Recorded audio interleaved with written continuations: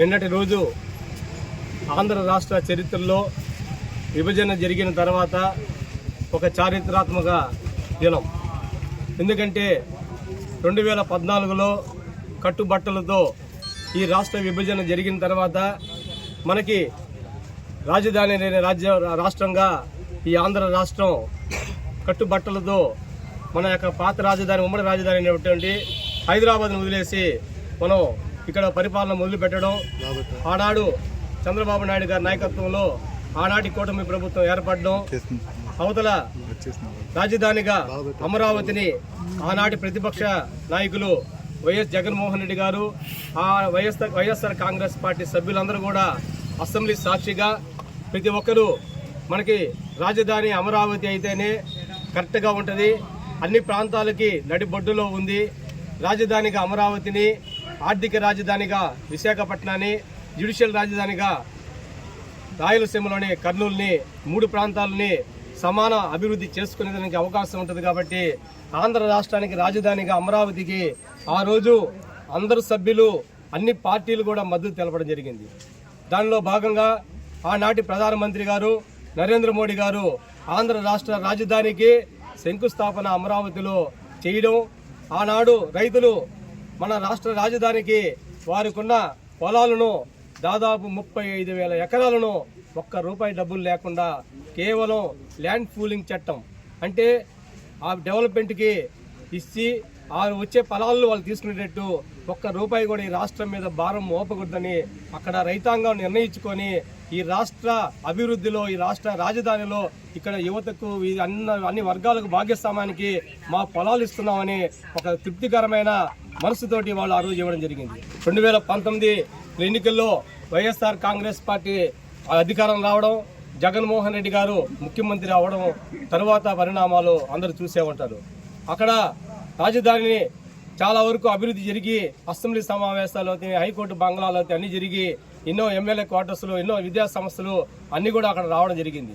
కానీ రాజధాని అమరావతి పనికిరాదు, ఇక్కడ మునగ ప్రాంతం, ఇక్కడ రాజధాని మునిగిపోద్ది అని కట్టుకథలు అల్లుకుంటూ రాజధాని ఒకరోజు విశాఖపట్నం అని, ఒకరోజు కర్నూలు అని, ఇంకో రోజు ముఖ్యమంత్రి ఆడ కూర్చుంటే అదే రాజధాని ఆ రోజు అని ఇటు వింత కథలు అల్లిస్తూ ఈ 5 సంవత్సరాలు అమరావతిని బీడు చేసిన ఘనత గత ప్రభుత్వాన్ని కూడా ఈ సందర్భంగా చెప్పకమానదు. కానీ మళ్ళీ అక్కడ అమరావతి రైతాంగం ఎన్నో పోరాటాలు చేశారు. మా యొక్క పొలాలు, మా భవిష్యత్తు ఏంది, మేము రాజధాని కానీ మేము పొలాలు ఇస్తే దాన్ని మాకు కులాలను ఆపాదించి మాకు రాజధానికి ఇచ్చిన పేరు లేకుండా, ఇక రాజధాని లేకుండా చేయడం ఎంతో నష్టంగా కూడిన విషయం ఈ అనేసి వాళ్ళు ఎన్నో పాదయాత్రలు, ఎన్నో రథయాత్రలు, ఎన్నో యొక్క డిమాండ్లని ముందు పెట్టి ఢిల్లీ నుంచి గల్లీ దాకా వాళ్ళు పోరాటాలు చేసినా కూడా ఫలితం శూన్యంగా ఉంది అని దాని మూలంగా ఈ రాష్ట్రంలో రాజధాని లేని రాష్ట్రం భారతదేశంలో ఎక్కడైనా ఉందంటే అది ఒక ఆంధ్ర రాష్ట్రం అని ఈ యొక్క ఇక్కడ ఉన్న ప్రజానీకం గుర్తించి 2024 ఎన్నికల్లో కూటమి ప్రభుత్వానికి, బీజేపీ, జనసేన, తెలుగుదేశం కూటమి ప్రభుత్వానికి 164 స్థానాలని వచ్చేదానికి కారణం కూడా ప్రధానంగా ఈ రాజధాని అనదొక్కడని కూడా ఈ సందర్భంగా చెప్పకమానదు. కూటమి ప్రభుత్వం అధికారం వచ్చిన తర్వాత రాజధానిలో మళ్ళీ అక్కడ అభివృద్ధి కార్యక్రమాలు పురుడు పోసుకోవడం జరిగింది. ఇన్ని అభివృద్ధి కార్యక్రమాలు పురుడు పోసుకున్నా కూడా చట్టబద్ధత లేకుంటే మళ్ళీ రేపు వచ్చే అధికారం వచ్చే ప్రభుత్వాలు మళ్ళీ దాన్ని అణిచివేస్తాయి. దానివల్ల ఈ రాష్ట్రానికి ఇంకొక 10 సంవత్సరాలు కాదు 20 సంవత్సరాలు కూడా రాజధాని రాష్ట్రంగా ఈ రాష్ట్రం మిగిలిపోద్దని ఒక దృఢ సంకల్పంతో కూటమి ప్రభుత్వం అడుగులు వేస్తూ దానిలో భాగంగా ఈరోజు నిన్న పార్లమెంట్లో దాదాపు ఉభయ సభల్లో 2-3 గంటల సేపు సుదీర్ఘ చర్చల్లో 14 జాతీయ పార్టీలు దాంట్లో పాల్గొని కాంగ్రెస్ పార్టీ కావచ్చు, జేడీఎస్ కావచ్చు, ఆఖరాగా పక్కనున్న బీఆర్ఎస్ కూడా ఈ యొక్క రాష్ట్రానికి రాజధానిగా అమరావతి ఉండాలని వాళ్ళందరికీ మద్దతు తెలిపితే ఒక ప్రతిపక్ష పార్టీ వైఎస్ఆర్ కాంగ్రెస్ పార్టీ ఒకటే బాయ్కట్ చేయడం చాలా దురదృష్టకరమైన పరిణామం అని కూడా ఈ సందర్భంగా తెలియజేసుకుంటాం. ఏది ఏమైనా కానీ ఈరోజు ఆంధ్ర రాష్ట్రానికి ఒక చట్టబద్ధమైన రాజధాని అమరావతిని కేంద్ర ప్రభుత్వం నరేంద్ర మోడీ గారి నాయకత్వంలో నిన్న ప్రకటించడం ఈ 5 కోట్ల ఆంధ్రుల ఆత్మాభిమానానికి గుండె చెప్పుడికి ప్రతీకని కూడా ఈ సందర్భంగా తెలియజేసుకుంటూ 5 కోట్ల ఆంధ్రులు ఈ పోరాట ఫలితానికి 5 కోట్ల ఆంధ్రుల ఆకాంక్షకి నిదర్శనంగా నిన్న ప్రకటన వెలువడిన తర్వాత అన్ని గ్రామాల్లో అయితేమి అన్ని మండల హెడ్ క్వార్టర్స్ అయితేమి తెలుగుదేశం కూటమి శ్రేణులు ప్రజలు కూడా ఆనందాన్ని వ్యక్తం చేయడం జరిగింది.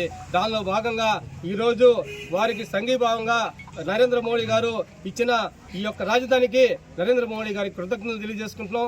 అదేవిధంగా నారా చంద్రబాబు నాయుడు, పవన్ కళ్యాణ్, లోకేష్ బాబు నాయకత్వంలో ఈ యొక్క రాజధానికి చట్టబద్ధత రావడం మేము అందరం కూడా సంతోషించే విషయం అని తెలియజేసుకుంటూ, ముఖ్యంగా మా గౌరవ శాసనసభ్యులు వేమిరెడ్డి ప్రభాకర్ రెడ్డి, వేమిరెడ్డి ప్రశాంత్ రెడ్డి గారు కూడా దీంట్లో పూర్తిగా పాలు పంచుకున్నారు. వేమిరెడ్డి ప్రభాకర్ రెడ్డి గారు పార్లమెంట్లో రాజధాని విషయంలో ఎన్నోసార్లు కూడా వాళ్ళ యొక్క గళాన్ని విప్పించిన దానికి వారికి కూడా ప్రత్యేక ధన్యవాదాలు తెలియజేసుకుంటూ, మార్చి 28వ తేదీ మన ఆంధ్ర రాష్ట్రానికి ఎంతో సుదినం. ఎందుకంటే అన్ని సభల్లో, లోక్సభలో, రాజ్యసభలో, అన్ని సభల్లో మన యొక్క ఆంధ్రప్రదేశ్కి రాజధాని అవసరం అని చెప్పేసి, అమరావతి రాజధానిగా ఉండాలని చెప్పేసి దీన్ని సభల్లో ప్రవేశపెట్టడం జరిగింది. దానికి అన్ని పార్టీలు, దేశంలోని అన్ని పార్టీలు సంఘీభావం తెలిపి నిజంగా ఆంధ్రప్రదేశ్ రాష్ట్రం రాజధాని లేని రాష్ట్రం భారతదేశంలో ఏదన్నా ఉందంటే ఆంధ్రప్రదేశే. దానికి మనం గౌరవంగా చెప్పుకునేలా ఒక రాజధాని ఉండాలి అని చెప్పేసి అందరూ ఘంటాపదంగా మన ఆంధ్రప్రదేశ్ రాష్ట్రానికి అమరావతిని రాజధానిగా అందరూ నిర్ణయించడం అందరికీ సంతోషం. వాళ్ళందరికీ, అన్ని పార్టీలకి నేను కృతజ్ఞతలు తెలియజేసుకుంటున్నాను. ముఖ్యంగా నరేంద్ర మోడీ గారికి, అలాగే మా కూటమి పవన్ కళ్యాణ్ గారికి, చంద్రబాబు నాయుడు గారికి, మన రాష్ట్రాన్ని సాధించినందుకు చంద్రబాబు నాయుడు గారికి, అలాగే పవన్ కళ్యాణ్ గారికి, కూటమి ప్రభుత్వానికి నేను నమస్కారాలు తెలియజేసుకుంటున్నాను. ఇప్పటికైనా మన వచ్చే తరం పిల్లలు మా రాజధాని అమరావతి అని సగర్వంగా చేసుకున్న సగర్వంగా చెప్పుకునే అవకాశం కల్పించిన ప్రతి ఒక్కరికి నేను శిరస్సు ఉంచి నమస్కారాలు తెలియజేసుకుంటున్నాను. ఈ రాజధాని సాధించడంలో పాత్ర వహించిన ప్రతి ఒక్కరికి నేను ధన్యవాదాలు తెలియజేసుకున్నాను. ఈ విధమైన రాజధాని మనకు రావడం, ఒకే దగ్గర రాజధాని ఉంటే మనకి అన్ని విధాల చూసి పక్కాగా అమరావతి ఉండాలని చెప్పి నిర్ణయిస్తే ఆ రైతులు వాళ్ళ పొలాలని ఇన్ని సంవత్సరాల పాటు వాళ్ళకి డబ్బులు రాకుండా కూడా రాజధాని కోసం వాళ్ళు త్యాగం చేసిన ప్రతి ఒక్క రైతుకి నేను శిరస్సు ఉంచి పాదాభివందనం చేసుకుంటున్నాను.